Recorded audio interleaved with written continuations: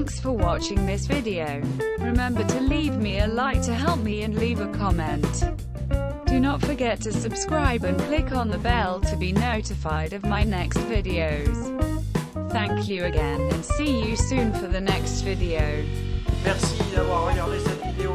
Pensez à me laisser un like, un pouce bleu en l'air pour m'encourager et bien sûr à mettre un commentaire sous cette vidéo.